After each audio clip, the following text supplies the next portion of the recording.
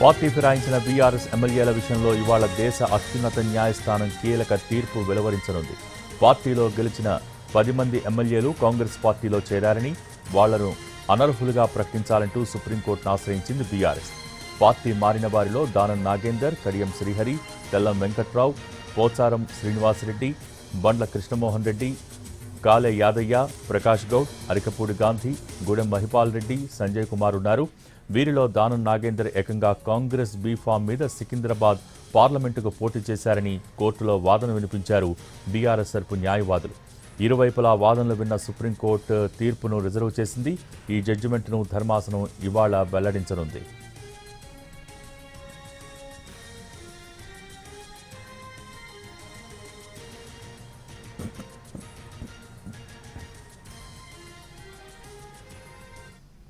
Party ఫిరాయించిన BRS ఎమ్మెల్యేల విషయంలో ఇవాళ దేశ అత్యున్నత న్యాయస్థానం కీలక తీర్పు వెలువరించనుంది. దీనికి సంబంధించి మరిన్ని అప్డేట్స్ మా ప్రతినిధి రాజు ఢిల్లీ నుంచి లైవ్ ద్వారా అందించడానికి సిద్ధంగా ఉన్నారు.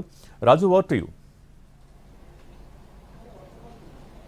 Thank you Bhogi. తెలంగాణకు సంబంధించి ఒక కీలక ఆదేశాలు ఈరోజు రాబోతున్నాయని చెప్పుకోవచ్చు. ఎందుకంటే తమ పార్టీలో గెలిచినటువంటి 10 మంది ఎమ్మెల్యేలు కాంగ్రెస్ పార్టీలో చేరారు. సో ఖచ్చితంగా వాళ్ళు అనర్హులుగా ప్రకటించాల్సినటువంటి అవసరం ఉందంటూ మొదట బీఆర్ఎస్ హైకోర్టును ఆశ్రయించింది. అయితే హైకోర్టులో వచ్చినటువంటి జడ్జిమెంట్ను సవాలు చేస్తూ మళ్ళీ సుప్రీంకోర్టులో కూడా ప్రత్యేకంగా రిట్ పిటిషన్ దాఖలు చేశారు. అయితే ఈ రిట్ పిటిషన్ పైన సుప్రీంకోర్టులో పలుసార్లు ఏదైతే ఆర్గ్యుమెంట్స్ కూడా జరిగాయి. వాదనలు విన్న తర్వాత ఇరువైపులా వాదనలు విన్నటువంటి సుప్రీంకోర్టు ధర్మాసనం తీర్పును రిజర్వ్ చేసింది.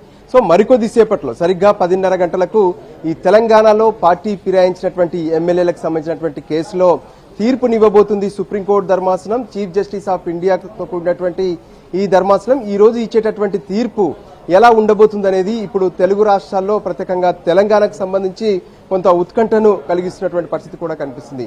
ముఖ్యంగా చెప్పాలంటే ఎవరైతే బీఆర్ఎస్ పార్టీ నుంచి బీఫామ్ మీద పోటీ చేసినటువంటి 10 మంది ఆ తర్వాత కాంగ్రెస్ పార్టీలో చేరారు. అందులో ముఖ్యంగా దానం నాగేందర్ అంటే ఖైరతాబాద్లో ఎమ్మెల్యేగా కూడా గెలిచారు.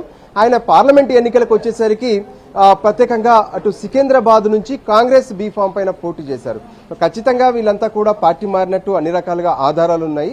కానీ హైకోర్టు ఏ విధంగానైతే సరైనటువంటి సమయంలో స్పీకర్ నిర్ణయం తీసుకోవాలని అన్నారు. సో ఇది సరైంది కాదు, ఖచ్చితంగా ఆలస్యం చేయొద్దు అంటూ సుప్రీంకోర్టును బీఆర్ఎస్ ఆశ్రయించింది. అంతేకాదు బీఆర్ఎస్ తో పాటు ఏదైతే బీజేపీకి సంబంధించినటువంటి ఫ్లోర్ లీడర్ మహేశ్వర్ రెడ్డి కూడా దీంట్లో ఇంప్లీడ్ అయ్యారు. సో అన్ని వాదనలు విన్నటువంటి సుప్రీంకోర్టు ధర్మాసనం మరికొద్ది సేపట్లో తీర్పు ఇవ్వబోతుంది.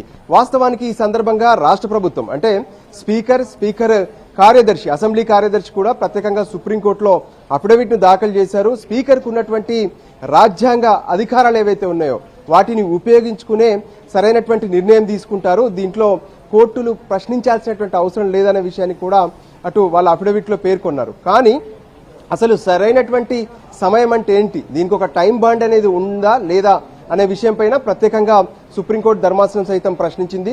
సో మరి టైం బాండ్ పెట్టబోతుందా, ఏం జరగబోతుంది అనేది మాత్రం మరికొద్ది సేపట్లో ఈ ఫిరాయింపు ఎమ్మెల్యేలకు సంబంధించినటువంటి తీర్పు ద్వారా తేలనుంది. భోగి.